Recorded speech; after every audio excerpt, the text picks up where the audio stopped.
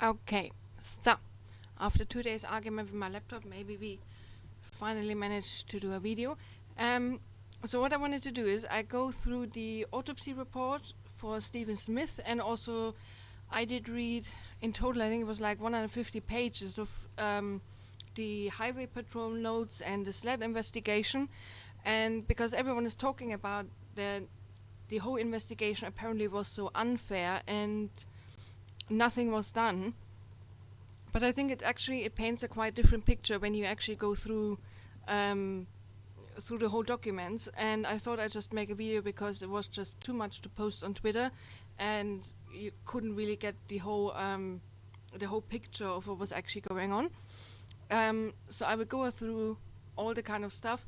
I know some images might be a little bit blurry, but I will read it out anyway, and I will also post later on Twitter. Yeah, so now let's start. So basically what they did here was they did a whole autopsy on Stephen Smith, and as main injuries, what they stated here is basically, so I tried to summarize it a bit. A brainstem rent is, so basically you have, I hope you can see that here, you have down here on your neck, you see this here? This is basically the main part of your brain, which gives the this is responsible for like heartbeat and breathing and stuff, the brainstem, and there was a damage there, which usually only happens, or in this specific injury pattern only happens with a high speed incident, or it can also happen people from falling from a building or something. Then okay, the other one was basically just so he had brain bleeding, which is normal with a type of accident or injury. He had broken skull, here bleeding. Then this is actually interesting, and I will come back to it later. He did have scratches and abrasions on the arms, and the right shoulder was dislocated. He had a bit of blood in the airways. Then the head X-ray showed there were no gun projectiles or anything. He had a bit cholesterol in the gallbladder, which is probably not because of the accident. This is something he had before.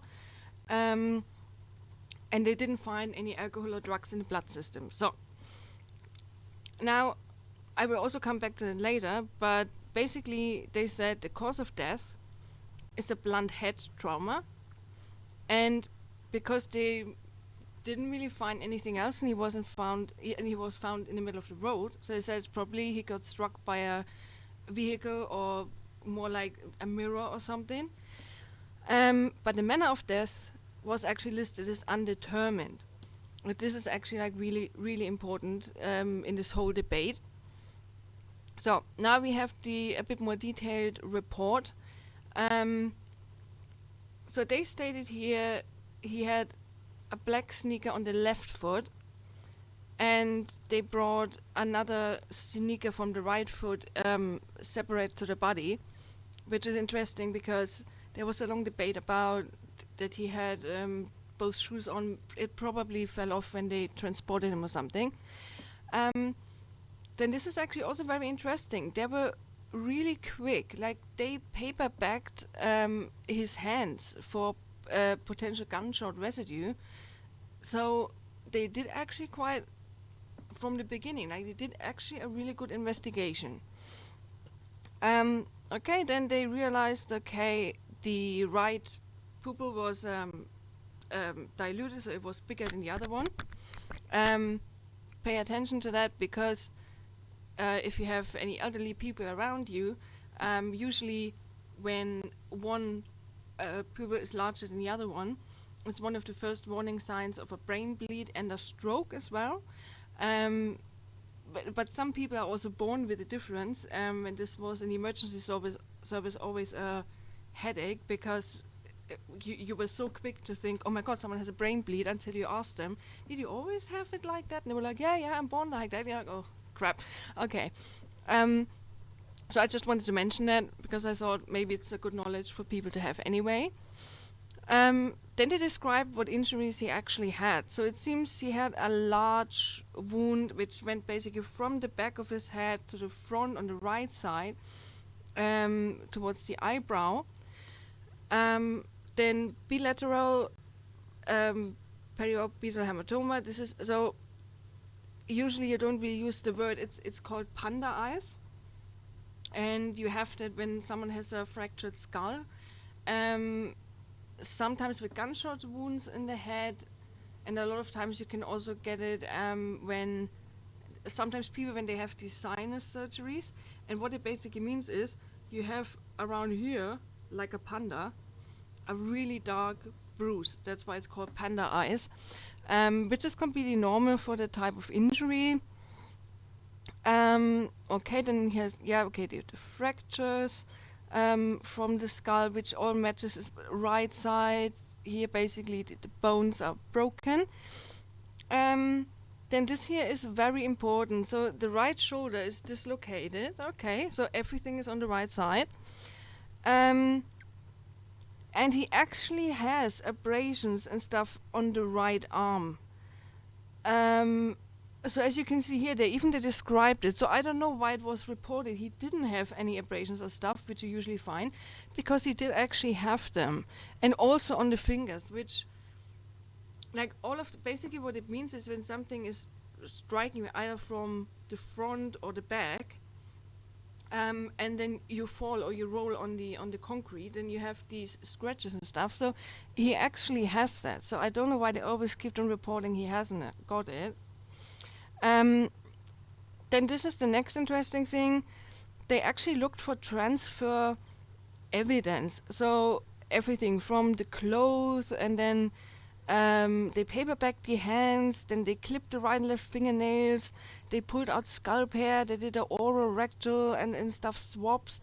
So they did actually a lot of testing and a lot of things in the investigation, which, so when people say they didn't investigate properly, it's like when you look at all the testing they did, they nearly did more testing than in some of the Murdoch trials. So it was actually a good one. Then this one here. So yeah, it basically just summarizes again what he had. So it's basically the brain bleeding, the skull fractures. Then he had the scratches and abrasions, all these kind of things. Then important, they did an X-ray of head and neck, and it didn't show any projectiles. And this is then basically what the pathologist said. So she said, in the light of historic information in the autopsy findings, it's the opinion of the pathologist that the decedent died as a result of a blunt head trauma sustained in a motor vehicle crash, in which the decedent was a pedestrian struck by a vehicle. Pending further investigation, the manner of death is best left undetermined. So basically in essence what she simply said is,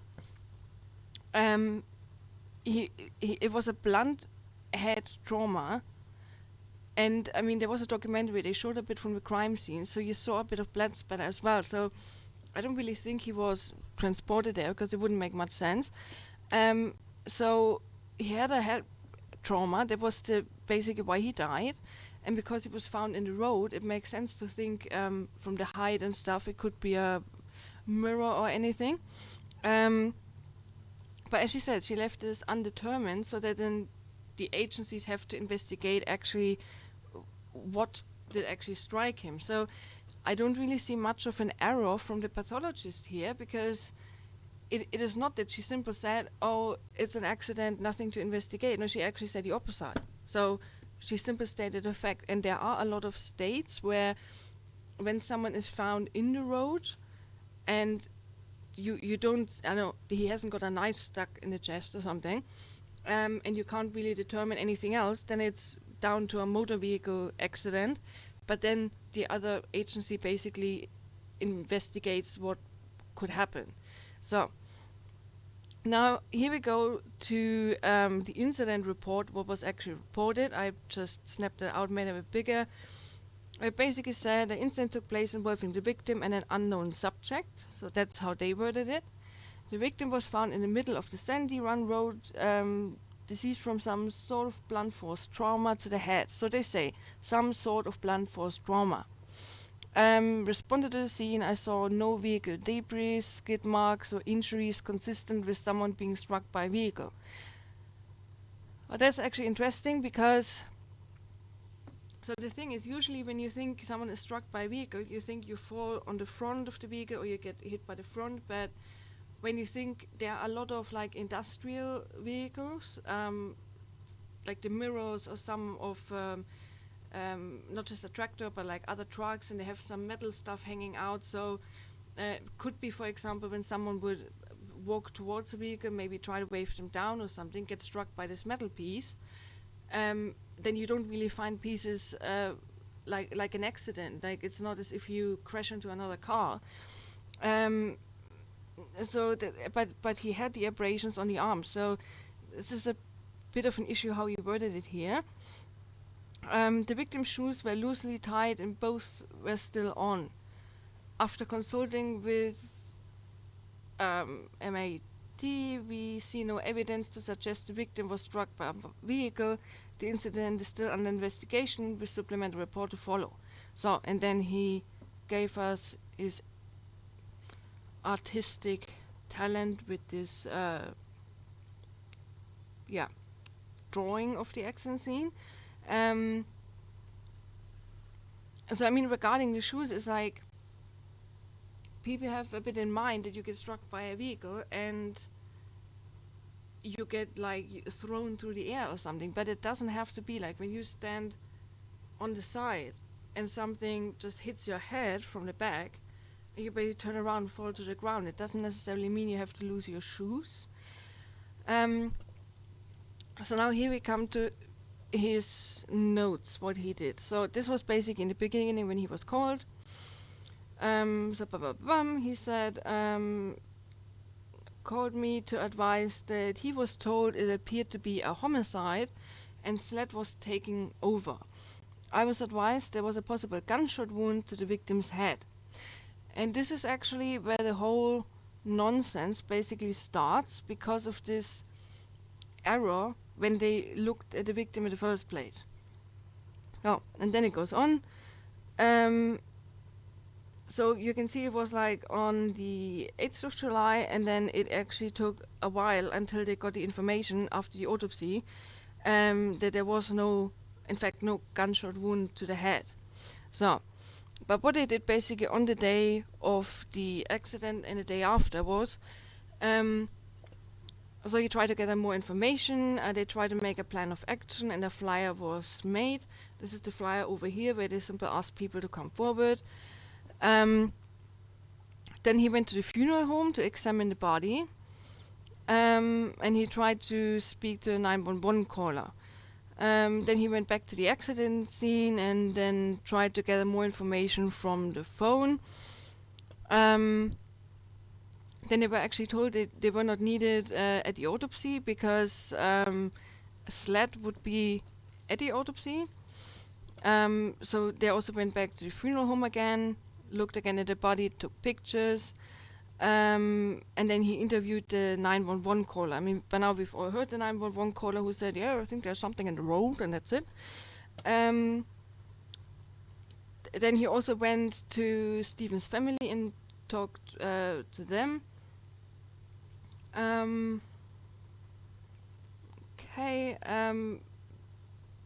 Basically just regarding the whole incident again.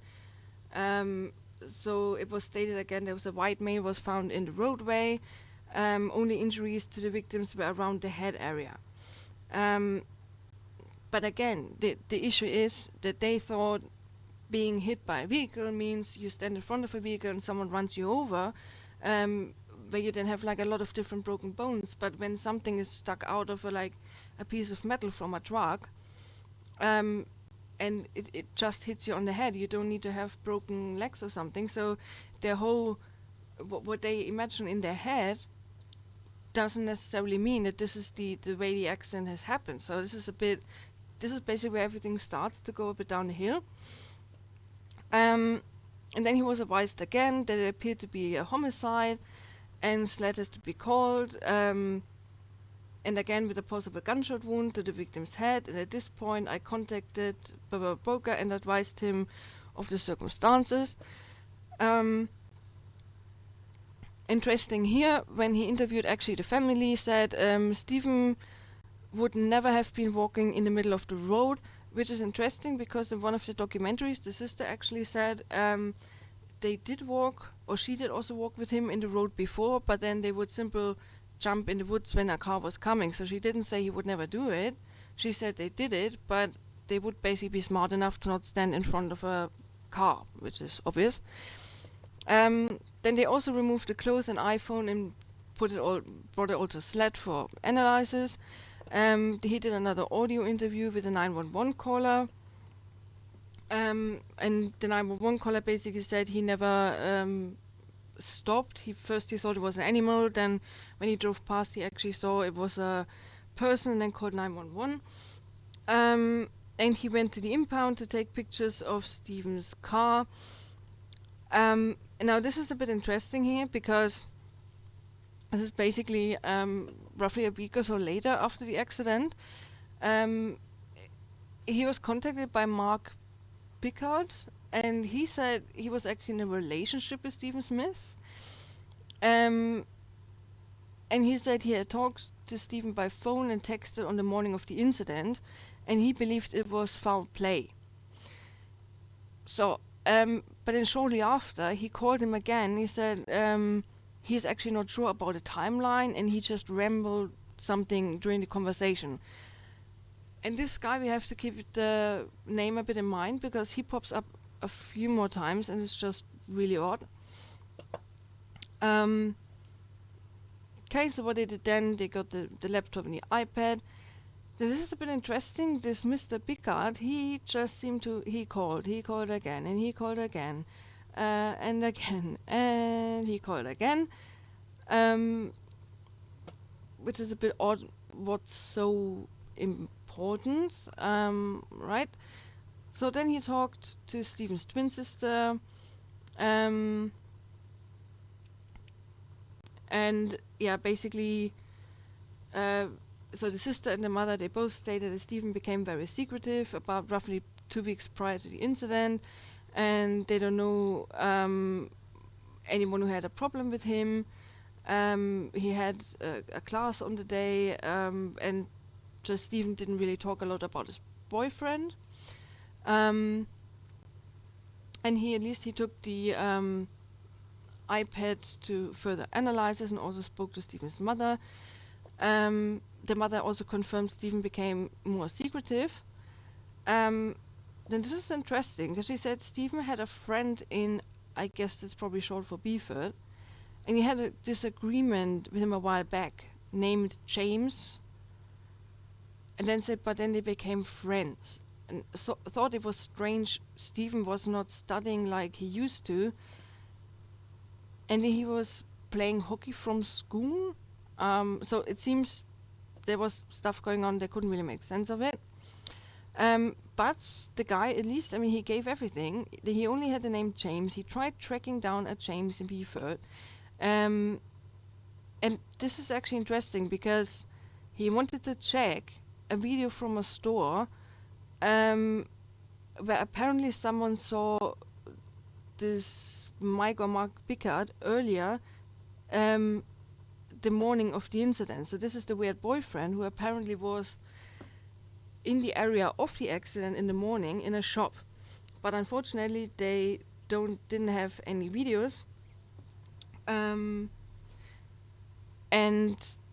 then he finally found this James guy who then also said he apparently had a relationship with Stephen for a while but hasn't seen him in a while. So now we already have 2 people who had relationships with Stephen. One of them apparently seen around the incident scene in a shop, but then there's no video. So it becomes a bit messy here. So they still try to unlock the phone. I mean, now since the Murdoch trial, we all know what a mess it can be, apparently, to open an Apple iPhone. Stephen's mother didn't have any new information, but they got a few things from downloading from the iPad. It seems this is a message saying something like "Do not come," and this seems to be Spanish. I mean, I'm not really good on that, but from what I gathered, I think it must mean some random stuff like "I want to go home. The color is killing me." No one really knew apparently what it is, but there's also no. There are no notes from like, did they get it from a Facebook Messenger or what? Like these messages on the on the iPad. What type of messenger that was for? But they tried to do a lot with the electronic devices.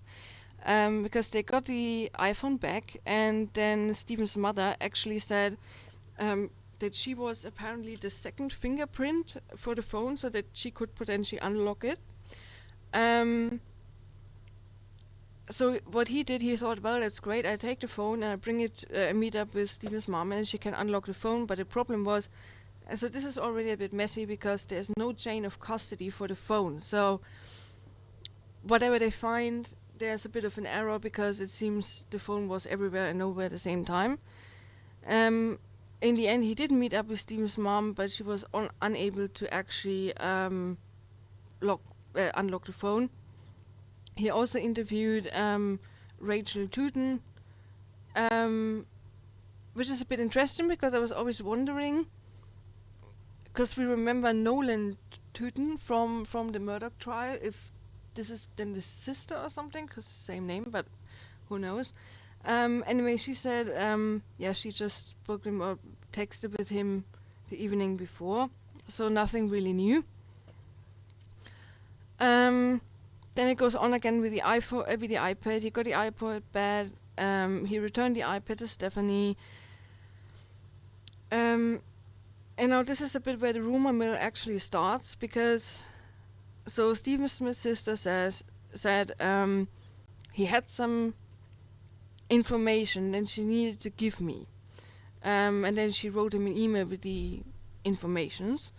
Then Stephen's mom also called and said, so here we go a bit into crazy town now, because she went back to the accident scene, and keep in mind this is a month later, saying she found a footprint about 200 feet down from where Stephen's body was found, and the footprint impression is in an ant mound. Another footprint was not visible because of the rain. I mean, it's a bit when you start going a month later, walking through the forest, looking in ant mounds for a footprint, which is, there's literally like no value to it. But I mean, I feel a bit sorry for the guy who had to investigate all this nonsense and was basically running around, and he with the iPhone, with the iPad, and he said, she said, and then tried to make sense of it. And this is then actually where it goes on. So he contacted Angela Carroll.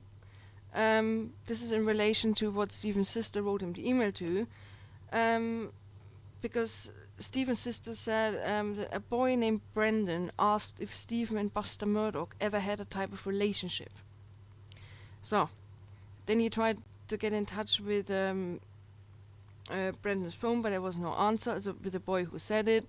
Then finally the father of the boy called him, and when he then actually spoke to the boy, he said he basically just sent a text to Angela, and he just said, well, he heard some rumors, so is it, it's a bit like, is it true that they are both gay and had something with each other? Like, absolutely no foundation for anything.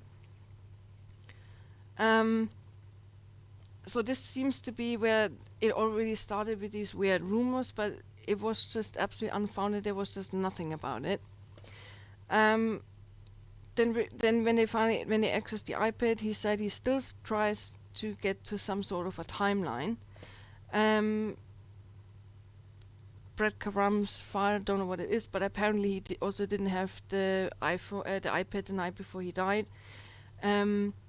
So then he tries to contact Mark Bickert, the guy who said he was in a relationship with Stephen, a lot of times, but it seems he was never able to reach him. Then this is where it continues. Stephen's mom called him to say she may have some information. She only knows, or she knows someone who may have information, and she only knows the first name, Cecile, and the potential phone number. So then he tries to call the phone number again. Then he tries to call someone else, where Stephen's mom says again she may have some information about Stephen's death. And again, he can't really reach someone. Then Stephen's mom says again regarding the two people she just named, that Dale says there was a green tree that was following Stephen on or the day before he died. So basically all of it is Stephen's mom says, someone heard that maybe someone said that. And this guy gives his best trying to call everyone for any type of speculation. So then Stephen's mom calls him again, asks if the interviews were done and have any information. I mean, he couldn't even reach the people by then. Now it gets a bit crazy, so Stephen's mom calls him again and says she heard on the radio that an arrest has been or will be made in reference to her son's death. To everyone's surprise, because, like, as you can see, there was, like, nothing by the time. So he actually contacted a radio station in reference to arrest to find out where the information even came from. And they simply said they got an email with an anonymous tip saying Dontero Aiken, along with another black male and a white male, Murdoch, are the ones involved in the death. Well, so absolutely valid, I guess.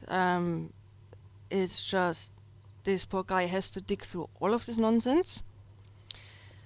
Now this is actually interesting because this is now where, so for some reason with this pathologist, and now you have a bit of an overview how messy this whole investigation was, or actually not the investigation. He did a really good job, but there was just not really much to do besides people saying, I've heard that, someone said that, maybe knows.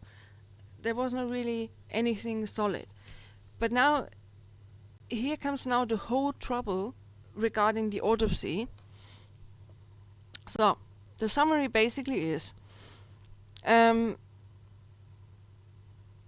so he saw in the autopsy report that the victim was possibly struck by a motor vehicle mirror. So, and he went down to talk to Dr. Erin Presnell, the pathologist, but the other agent already had, from my understanding, a heated conversation with her about the issue. I mean, I can only imagine, because, I mean, she did her job with the SLED agent present, and now everyone is just getting on her nerves. So, the pathologist came into the room. She began in a negative tone, stating that I did not have a meeting scheduled and she was very busy. She couldn't even begin speaking with me about this case without the coroner's consent. And then he said, yeah, he had already spoken to him the day before, but she basically called him a liar and said she would call him right away. So he questions her why the report stated that it was a vehicle accident, and her answer was because it was found in the road. He said they had no evidence that the individual was struck by a vehicle. And he also asked her if someone, for example, would have a baseball bat, could do that, and she said no. But then when he questions her further, and he asked if someone in a moving car with a bat would beat someone then, and then she said, well, it would be possible. So why is this important? It's basically because we saw in the beginning, this from the brainstem, the injury is with a high speed. Yeah, so simple to saying, oh, you take a baseball bat and you knock someone out, it doesn't give the same injury as from a high speed thing. So that's why she said no, simple with a baseball bat wouldn't be possible. But yeah, if something you hold it out of the car or a piece of metal out of the car, that would make more sense. But this is actually not suspicious. So she simply stands her ground with the type of injury. But for some reason, I think he just got it a bit wrong, and he was just like, well, the conversation is not going in a positive result. But then she actually stated the report was preliminary, and it was his job to figure out what struck him and not hers. And she's actually completely right. Because when you remember, during the Murdoch trial, the medical examiner, she was like, well, no, I don't even look at the crime scene pictures. No, I don't care. I just do this and that. So it's not hers to figure out what it actually struck him. The only thing is, something that struck him, and he was found in the road. But she left a lot of things open in her autopsy report saying that has to be investigated. So it's not that she said, okay, closed and done. It's actually not. And we can see this is then like roughly 2-3 weeks later. Then he spoke to the coroner, and the coroner said he doesn't agree with the pathologist, stating the victim was struck by a motor vehicle. And the report states the cause of death is a blunt head trauma, motor vehicle crash, pedestrian versus vehicle, and the manner of death is undetermined. Basically, he assumed that the blunt force head trauma should be the cause of death, and the motor vehicle crash would be the manner of the trauma. Okay, so this is basically just going a bit back and forth. Then this is actually more interesting, because the coroner told him that a deputy coroner had gone down that morning to talk about the autopsy, and the pathologist told him she got fired. So this is actually interesting, because theoretically she didn't do anything wrong, and I'm wondering why or who made so much pressure or applied so much pressure onto her that she is actually losing her job. Because it's not that she, it was always reported if she didn't simply say, oh, it's an accident, done. It's not what she did. So she did actually the things right. Then they also did contact the pathologist again, and here comes the thing. She said she would be willing to change her report however they wanted it now. So she's literally just like, well, you know what, I lost my job already because of you guys. I don't care anymore. Tell me what you want, I'll write it down. Interestingly, then no one actually told her what they wanted her to write down. So they just like all the trouble, and then when you could change it, you didn't. It's a bit odd. Then here's this getting a bit more interesting. It was also in August. So they did get trace evidence back from the clothing. And so he actually found around a single layer of blue paint. So when they analyzed it, the database at first indicated this is like an industrial tool, like a dumpster or a signpost. But also, and this is very important, Toyota used this type of paint on vehicles between 1982 and 1988. So you can also have it old car, basically. So that was on the 3rd August, and then basically 9 days later he received information about an individual, Darrell Williams, stating that his stepson Patrick Williams told him someone called Sean Connelly struck and killed Stephen Smith, but he was told basically confidentially, and the son already moved out. He doesn't really know where the son is. But then he managed to track him down, but he wasn't at school at the day. And the father basically said, well, the reason he was passing it on because Randy Murdoch told him to call. Well, of course, Randy Murdoch, I don't know how they knew each other, but when he says, well, there's an ongoing investigation, of course the stepfather didn't want to tell on his stepson, but in a homicide investigation, of course, then you have to go, they have to say it. So that was actually good. So this thing here is actually interesting, because Randy Murdoch did actually file, I think they tried to file twice against these two individuals, a lawsuit in regards to this motor vehicle accident, but then it didn't go ahead. Like the judge basically said something like it's not enough evidence or something. So they did try, but it didn't go any further. And the interesting thing is, despite this report, they never then actually interviewed these two individuals. So it's just they didn't do anything with it. Where you're like, I don't really understand why they didn't do that. It's a complete missed thing, and I think no one ever explained it. Then when you remember to this email the radio station got saying Mr. Eichen, a black guy, and one of the Murdochs did apparently kill Stephen Smith.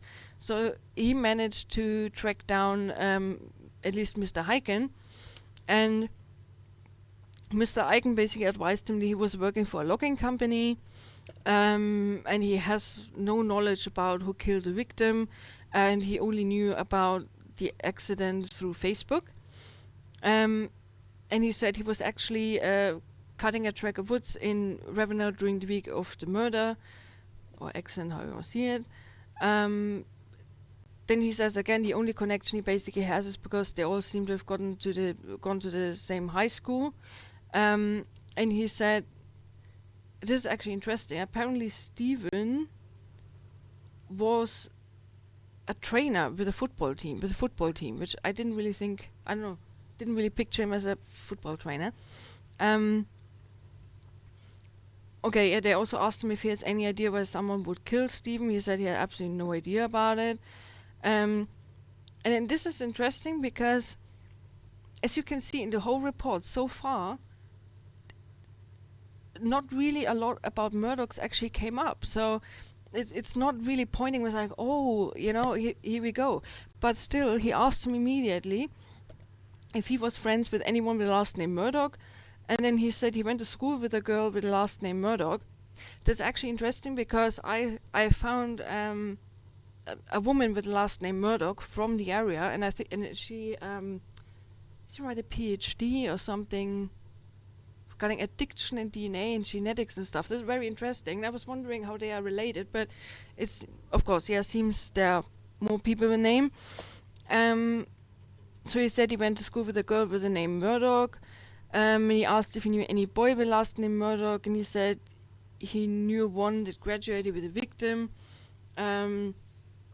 But he even said, like, to make sure I checked my Facebook, but it didn't have any cell phone service, and later on he saw that Mr. Eichen had Buster Murdoch as a Facebook friend, which is, I mean, if you ask me who I have as Facebook friends, I couldn't really tell. But he made clear he never hung out with them or any parties or anything. And he said the only rumors he had heard was just that the victim was struck by a vehicle. So whoever wrote this weird email to the radio station, obviously, I don't know, took a bit of a piss. Then this part here is actually really interesting. So they tested everything, and so they tested different items. So they have here one black Nike short sleeve shirt. So there was no automotive paint found. Then they had these car key shirts. There was nothing found. Then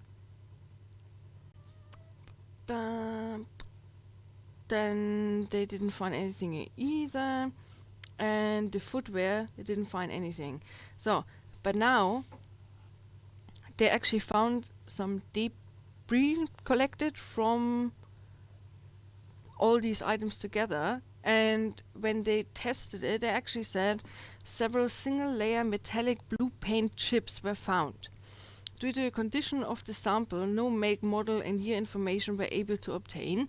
These paint chips are suitable for comparison should a standard become available, which means usually when you have some paint particles, you can put them in a system, and then it shows you exactly, basically it breaks down every single thing, and it says then, like, it gives you a code number for the paint, and then it pops up on the system where this paint is used. So for bicycles to trains to God knows what, which is really interesting, but they couldn't really make it out. But it's enough to say, if you would find, for example, a car saying, oh, this car, we have here this Toyota Bubba with a blue color, then you take a sample from the car and compare it to that sample. That would work, but not the other way around.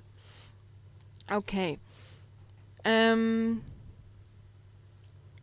So then this is a bit from there are some documents from SLED, which is interesting. So SLED did actually a complete incident report, and you can see here this is where his car was, and then where they found Stephen Smith. So they made this graphic, and this is already interesting. Just to give you the context, how they actually started. So they were actually from South Carolina Highway Patrol informed at first as a possible hit and run, and then further investigation, it was believed the victim was shot in the head. And this is where everything,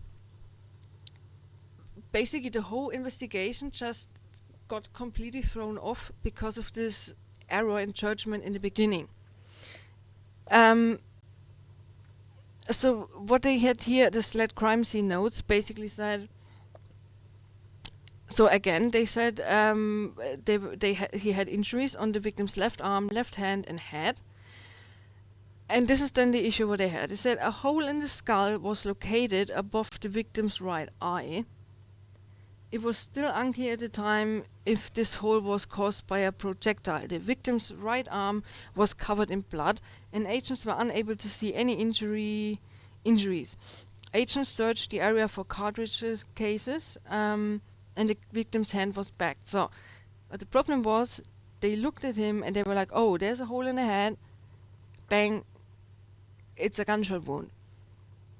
And that was the whole issue. But it is actually also good because they started a whole homicide investigation for a potential gunshot wound. So when they went to the car, they actually found footwear impression around the car at the driver's door, but then they actually checked, and the footwear impressions came from one of their own officers, as we know from the other trial. Then they found the key in the victim's pocket, and they opened the vehicle. The vehicle was in park and the battery was functional. However, the vehicle would not start. So this is not surprising, because in one of the documentaries, Stephen's sister actually said that he had the exact same issue. Was it the day or the day before where he called her, and they couldn't really figure out why the car doesn't start, but the battery is working. So, then regarding the whole crime scene review, they said it was determined that the wound in the victim's head was not caused by a fire projectile. So after the autopsy, it was fine. The pathologist stated that it appeared the victim was struck by a vehicle. They contacted, advised him about it, and would need to be, so basically someone else would need to be, the highway patrol would need to be contacted to investigate this incident further. So this is nothing unusual, because regardless if it was struck by a car or not, it was not a... So basically how it is, like they say, okay, it wasn't a gunshot wound. And until it's determined what caused it, it could be a part from a vehicle or not. Then SLED at first gives it back to the highway patrol, and then just when the highway patrol would say, hey, there's no way it's a vehicle, we can definitely exclude it, then it would be again back to SLED. But this is a bit where so basically everything started because of the rumor with the gunshot wound, which was a nonsense. So, then, if you think it can't get any crazier, it can. In the middle of all of this mess, the Stephen Smith's boyfriend actually called the police because of telephone harassing. And what he said is, he had been receiving phone calls from the Cayman Islands. People that were calling his phone were threatening his life and stated that he was going to die like his friend. The victim then stated that the calls began last week after his friend's funeral. I've passed the victim's information on the sheriff's office, and copy of the report will be turned over to them the next day. And then the details of the statements were, the friend that the victim referenced to is Stephen Smith. At the time, Captain Russelsby informed that the victim's wishes to provide information in preference to the incident, the number that has been calling the victim is the calls informed the victim that he would die the same way Smith did, and the victim believes that his death was a homicide. The victim has also been followed by Smith's mother around town, and she has informed people that the victim is responsible for her son's death. Major Bolton was notified about the incident and will turn over the victim's information to the Hampton County Sheriff's Office.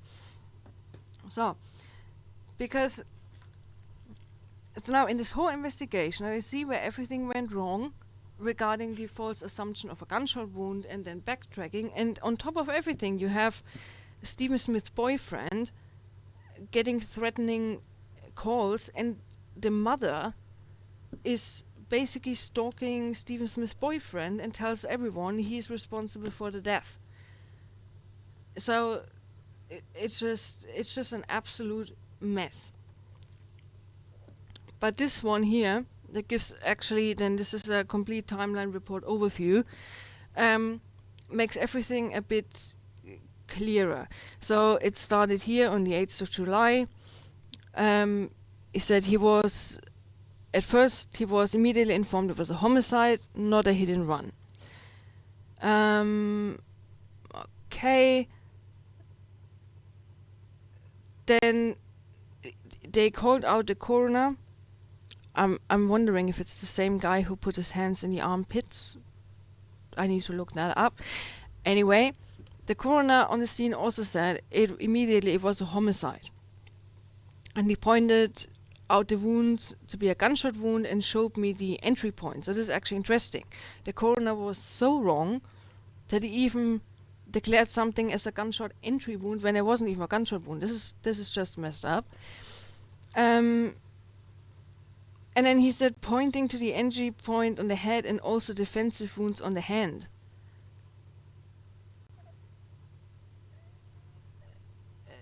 And then he even asked, for clarification if they're really sure it's a homicide, and the response was yes. So you can see the sheriff on the side and the coroner, they were so stuck in their own mindset. They were like, this is a gunshot wound, this is the entry wound, and the victim has defensive wounds on the hands and arms. Instead of no, he has the cuts and stuff because he fell on the ground. It went so wrong straight away, and I'm not sure how they even came up with this stuff. This was then, so this is how it started. They said it's a gunshot wound, he was shot, it was a homicide, but then it actually was found, there is no bullet found, so therefore it was a hit and run. And of course it can get a bit confusing for the poor investigator, because he was like, just because there's no bullet found, why is this suddenly a hit and run and not a homicide, which I understand where he comes from. So when he asked for clarification in the sheriff's office, they told him, well, when the pathologist says it was a vehicle accident, then the highway patrol has to deal with it. So he was then a bit the guy who has to deal with the whole shit show. So then at first when he called the coroner, who was so determined it was a gunshot wound, and asked him what he thinks about it, and at first he said he would have to go with the doctor's ruling, and then he actually reminded him that just this morning he was certain it was a gunshot wound, but then the coroner was like, well, I have to go by the opinion of the doctor. I don't think it's any suspicious, I think it's actually normal. He was just fucking embarrassed that he screwed up so much. Then he went actually to the funeral home, spoke to the funeral director and told him that the clothing and everything could be picked up, and the paper bag with the bodies, and he should stop whatever preparation he was doing because they want to send off the clothing off to testing. So that was actually really good what he did. He was like, well, no, send it off anyway. Then he started asking the pathologist to understand what brought her to this decision, and she said it wasn't a gunshot wound and no bullet or fragments were found during the x-ray, and it didn't look like a bullet wound in her opinion. And then again, because it was found in the road, she could only theorize that it had to be a motor vehicle caused the death. And regarding other injuries, she said, well, it's the other dislocated shoulders, And she said again, it's not her job to figure out what did actually struck him. But she is, and I mean, this is actually correct. Like she says, look, this is, I can give you the thing. So he got a massive fracture on the skull, but you have to do the investigation. It's actually correct. But now this is actually even more interesting. So he actually spoke to one of the first responding officers, and one of them is Brittany Burke. And she said that she and Agent Trey Talon were called out at 6:10 in the morning at the request of the Hampton County Sheriff's Office regarding a homicide. So, so this is a SLED agent, and she said, so when they arrived at the scene around 9 o'clock and looked at the wound, she didn't think it was a gunshot wound. She stated they told the sheriff and the coroner that they didn't believe it was a gunshot wound. But then she also said they were adamant it was a gunshot wound. So then they mapped the scene and gathered evidence and did all the stuff what SLED should usually do.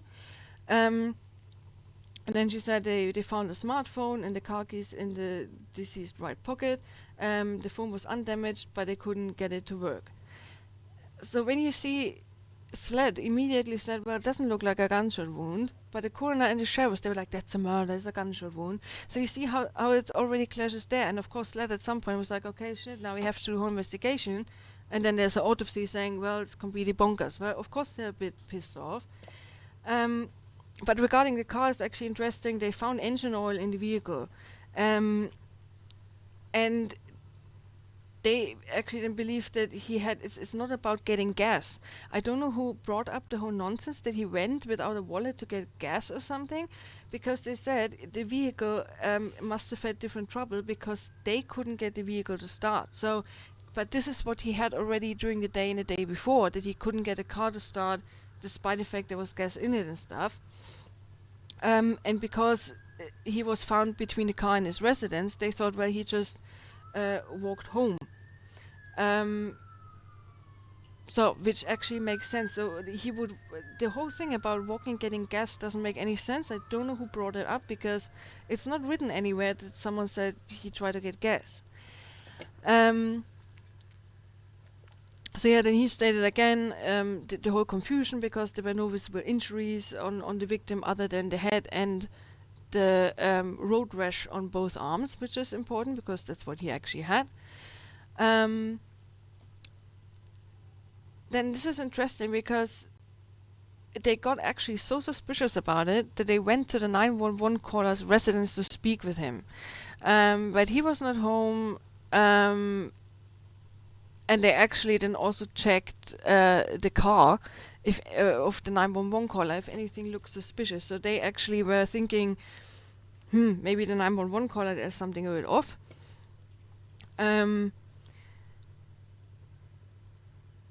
Then they were actually talking to the Stephen Smith family again, and basically in that interview, Stephen Smith family said, well, that he was gay, and they didn't know about any enemies of the son, so they don't really know why someone would want to kill him.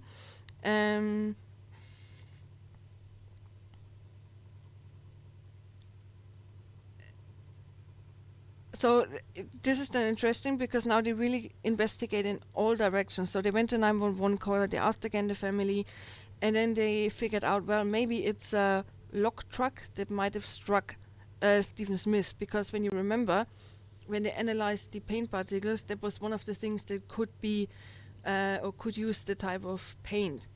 So then they actually drove around and they were looking for possible locking sites and then the vehicles, all these kind of things. And they figured out all those sites in the area. They are not used recently. Then they found someone who has a farm around there, and he also showed them all the trucks he has, and there was no damage on the trucks or any bodily fluids, and he also is not using any of those at the moment.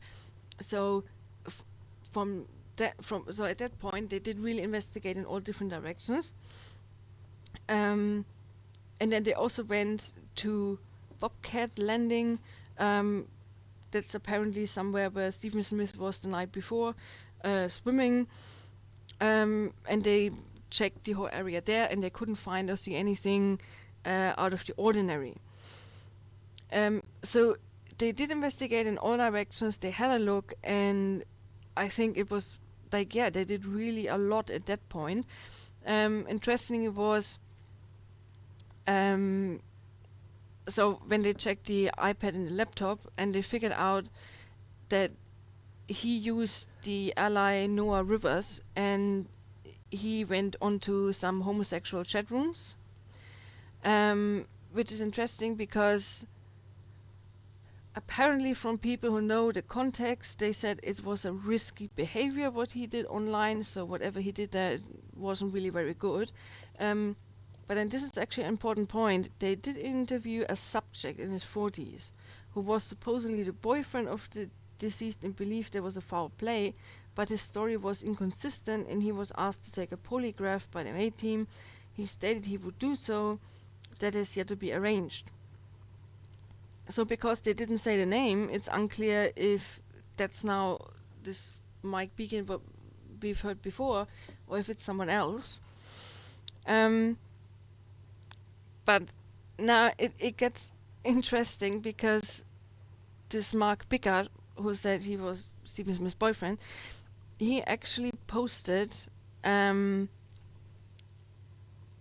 March on Facebook. It's a bit hard to read, but I just pointed out the most things next, besides all this name calling and stuff. So he basically said the mess twin sister and the mess sister and the mess husband, that's the North for the Hampton police and the Hampton sheriff. Watch your backs, you killed your own brother because you needed money to run your little drug deal. Take me, I'm back and forth for your metal body to have a cookhouse. I got the evidence to put yours away. I know everything. It's like you wanted him to come to a sugar daddy and he told you, no, the cops, whatever. But one day you girls will get caught and your little husband is going to get caught. If not, my boys are going to take care. He rated doing better than the whole fucking family. You killed your fucking father, but believe putting meth in something he had, which raised his heart. So this is a bit Stephen Smith. Dad died of a heart attack a bit later, so he's obviously thinking they put some meth or something in his tea or whatever. So this again, you killed your brother. Watch your back, because everyone knows the other sister. And apparently Stephen Smith said to him, I love my sister with all my heart and soul, but the one thing that I can't stand about her, and I just cannot be around her at times, she cannot help herself with habitually, whatever, Ovinge. She's an honest and worthy, and I'm not trustful with anything. I cannot trust her with anything at all, but I love her to death. I wish you would get help. You fucking killed your brother, you bitch. So this is interesting because we know Stephen Smith has a twin sister, but it seems there's another sister, like a little sister, which I think she didn't pop up in any documentary yet. Yeah, then he also accused that the car was damaged because they run something with drugs with it. And then he threatens them again. I know what happened. And he basically accuses the whole Smith family that they were all involved in some dodgy crap, and Stephen Smith actually wanted to become a doctor and wanted to be different. And yeah, apparently there's a huge backstory to everything, but it's unclear what actually came, or what then actually happened after that. These accusations, but to give you a bit of an insight, what he's probably also on about. So we all know the police chief Greg Alexander from the Alex Murdoch trial, who was like a family fixer for the Murdochs and got a £5,000 loan from Alex Murdoch. And this connection actually did shock me a bit, because he has now a child with Stephen Smith's twin sister. I was like, from like, I would never ever have believed that this would happen with all these allegations. But yeah, so now we have an overview over the whole mess, what went on. And now we have a look at Sandy Smith's letter, which she sent to the FBI. And now we can just take it a bit apart of if this was really so unfair or actually not. So she writes, "At first we were told our son was shot to death after running out of gas in the early hours of the morning and exiting his vehicle. Later today we were told it was a hit and run." Okay, let's stop there for a second, because we know why this happened. Because the sheriff and the coroner said it's a gunshot wound, and SLED said no, and then after the autopsy they say no. Okay, it was a hit and run. Investigators determined he was beaten to death. Actually, it doesn't say anywhere. Someone says he was beaten to death, because they even said a normal baseball bat wouldn't cause the fracture. But yeah, if you hold it out of a car, it could be, but they didn't say he was beaten to death. I don't know where she got that from. And she said he was attacked so violently that the entire side of his face was rebuilt with putty for his funeral. This is actually interesting that she writes that, because his sister says in the documentary, no, they wanted to have an open casket. The dad couldn't face his son looking like that. And she said no, she wanted the people to see what they did to the brother. So I don't know why she now changes what she says and says they did rebuild the whole face, because in the documentary she actually said no, they didn't do anything on purpose, but fine. Then she claims the investigators asked us at the time to continue to publicly say it was a hit and run. They didn't want the killer to know they were looking for him. It doesn't say anywhere. I don't know how this is coming here. Then she claims, then this is the whole thing, that Randy Murdoch did call them and offered his help for free. But that's not surprising, because Randy Murdoch was working on behalf of her husband at the time in a work-related lawsuit. So of course when he heard that Stephen Smith died, the son of a client, he was like, hey, I help you out for free. But then surprisingly, after just a few interactions, Mr. Murdoch stopped returning the calls.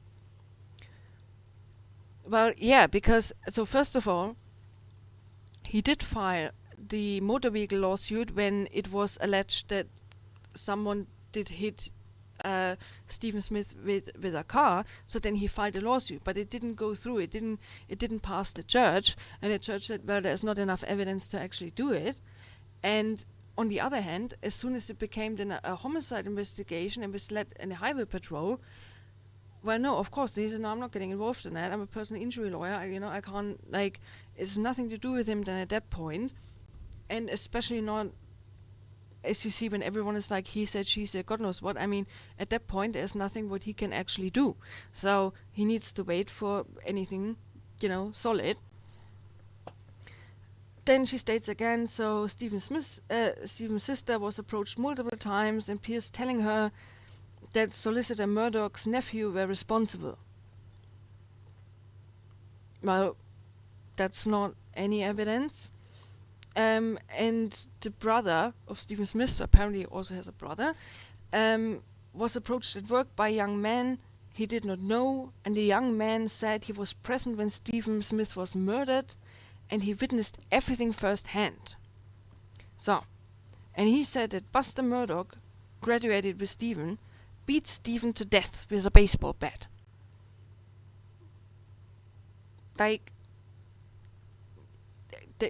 This is just how it goes. So someone said to her they know someone who thinks they saw, and then here a random guy walks up to someone saying, hey, you know what, I was there, someone beat him to death with a baseball bat. Wow. But then here she actually goes further, and now everything is suspicious. Now we are going to Crazy Town. She says, when she looked at the dispatch log for the 911 call, within a minute of the 911 call, the first cop arrived there, and within 2 minutes, the other cop arrived. And she said, this is suspicious to me because the area where my son was placed is extremely rural. Cops do not patrol that area frequently, and it's not likely an officer, much less two, would coincidentally be patrolling there prior to 5 a.m. They had to be in the area at the time for a reason. I suspect they were there because they already knew Stephen was there, and I suspect the Murdochs were the ones who told them. So, God forbid, if the police officer would have responded 10 minutes later, then it probably would have been suspicious to saying they delayed the investigation. But now they've been too quick. It's also suspicious. Like, everything is suspicious. Then, the Murdochs are probably the most prominent family in the Hampton country. Stephen had more than one occasion mentioned to friends and his twin sister that he was involved romantically with someone from a prominent family in the country who was hiding his sexuality. He said that it would shock people to know this person was gay. We suspect this could be the young man Stephen was referring to, but he never named him. Well, I mean, he was under a different name in gay chat rooms and met up with different people, and apparently engaged in risky behavior, so it literally could be anyone. So, then she says they have no access to Stephen's text messages for approximately a year, and they are uncertain which department had a phone. But yes, as we've heard, they passed it between SLED and the highway patrol and back and forth, and we know now how tricky it is and what a pain in the ass it is to open my iPhone. So, I don't know, I'm not even surprised about that, because it seems unless you use your date of birth, then it's literally like a nightmare. But she says she's worried, or she fears that they continue and will continue to delete critical information from the phone. They don't need a year to wipe a phone, but fine. Then she says Buster has gotten rid of his old vehicle, which is critical because according to the witness who approached Chris, they were traveling in Buster's vehicle that night. It's also critical because Stephen was found 3 miles from his vehicle on the morning of the murder. I'm not even saying anything. Then there was no blood splatter on the crime scene despite the brutal beating. So first of all, it's not a beating. No one says it's a bloody beating. And there was a blood splatter. But it's just not a beating. Christ. So she then, with her investigative mind, says he was transported to the site. Alright. And she says, we believe there's DNA in Buster's old vehicle. But definitely there is DNA, but probably not from your son, but it's fine as well. The Stephen Smith was placed on the highway. It became a highway patrol investigation. We thought this was beneficial to Stephen since local authorities obviously have their own agenda. Okay, so she basically started fighting with everyone. Then she said this case was mysteriously bounced from investigator to investigator without reason. And she concludes perhaps because no one wants to take on Solicitor Murdoch. And no, it wasn't bounced around. Like, as we saw, everything started with this stupid coroner and the sheriff who said it was a gunshot wound. SLED said no. They went to the autopsy, was determined there is no gunshot. And the pathologist simply said, well, look, guys, you have to see what struck him. It was a blunt head first trauma, maybe from a motor vehicle, maybe not. So the rest you guys have to do, and the highway patrol should investigate. It wasn't a constant back and forth, and it was actually pretty straightforward when you look at it. It wasn't a chaos or a mess. Then she says again, she was approached in September 2015 by a gentleman claiming to know about a criminal case decades ago that was swept under the rug to protect a different member of the Murdoch family. I see history repeating itself with my son. No one here is trying to solve the case. I contacted the governor, Nikki Haley, the same month with a plea for help. Honestly, I wouldn't be surprised if all the agencies were just fucking pissed off with her by now. Because, look, they did everything. They did every shit of DNA testing possible. They backed their hands. They did everything they could. They did a really good investigation, and they secured the crime scene. We didn't even know it's possible SLED does something like this after the Murdoch trial. Yeah, from footprints to God knows what, they did everything. And she says no one wants to solve the case. But when you look at it, they did shitloads, but it wasn't just a proper lead to anywhere. Jesus. So, then the governor gets involved, basically tells everyone to piss off and puts a new investigation on the case. I mean, you can only imagine. It was probably perceived by the investigators as like, wow, that's amazing. That's what we wanted. But then she still says it was very little progress has been made, and they say they have exhausted their leads. I cannot fathom how that is possible. Our concerns regarding Solicitor Murdoch and his family have not been investigated despite witness accounts which include an alleged conversation between a schoolmate of Buster's little brother Paul and a school official. I was told he claimed to have knowledge of the murder and implicated Buster at the murder. Those school officials were said to have discussed the statement with the student's family, not police, and we have heard that apparently Paul was transferred then to a private school. So basically it's like we are back in the 5th grade and someone says, oh, you know, I've heard Buster and Stephen, they're probably both gay and I think they kissed each other on the toilet. And this is now the whole thing. We base a whole fucking investigation on it and we write the governor and God knows what. It's just so screwed up. She says again, I believe Solicitor Murdoch extends the pathologist Dr. Aaron Bresner who performed Stephen's autopsy. I mean, listen, like, are you kidding me? She lost her job. Everyone got on her bloody nerves and she actually didn't do anything really wrong, you know? And now you think, wow, I mean, don't you think she would be so pissed off after losing her job that she would turn around and tell the Murdoch to fuck off? I mean, it's like, and she even said they have to investigate what struck him. She didn't shut down the investigation. It doesn't make sense. Then she says again, yeah, because he was found in the road, we know that. She insisted it's a hit and run despite the fact that neither his injuries nor the crime scene supported that finding. The coroner disagrees with the determination. There were no skid marks on the vehicle or debris consistent with a hit and run. Well, let's be clear. The coroner disagrees with her. Is the same coroner who determined it was a gunshot wound and pointed towards the entry wound when there was no fucking gunshot wound. So let's just shut up about the coroner because, look, this guy is on a different planet. I wouldn't be surprised if it's now the same one who put his hand in the armpits to check the time of death. Like, I'm not surprised. And she said, it's simply not possible that a vehicle struck Solalih's head. And we are back to the false assumption that they think, oh, someone's standing in the road, a car hits him, and not taking into account, as they check the trucks and everything, a metal piece could stuck out. It's just the imagination in the head is going the wrong way, and that's why it sounds like nonsense. And she claims further the investigation is being deliberately derailed. Solicitor Murdoch is widely known and it appears that this is playing to his advantage. We need someone who doesn't care about his family name and take this case seriously. I wrote Attorney General Lord Lynch, but there was no response. Okay, so let's get this clear. Just to summarize it, yeah? The sheriff and the coroner, they screwed up. They talked absolute BS on the crime scene, said it's a gunshot wound. SLED got annoyed, was like, look, it's not a gunshot wound, and the autopsy confirmed, yeah, it's not, so shut up, guys. So they should have investigated the rest. Fine with the highway patrol. It wasn't a massive back and forth between investigators. It was simple. Then the highway patrol had it. And the poor guy had to follow every nonsense lead, an anonymous email to a radio station, and Stephen Smith's mother's, she heard that someone had a friend, and the cousin of a friend said he had to go after all these things. And it just didn't come up with anything. So, but they did a really good investigation with all the testing they needed.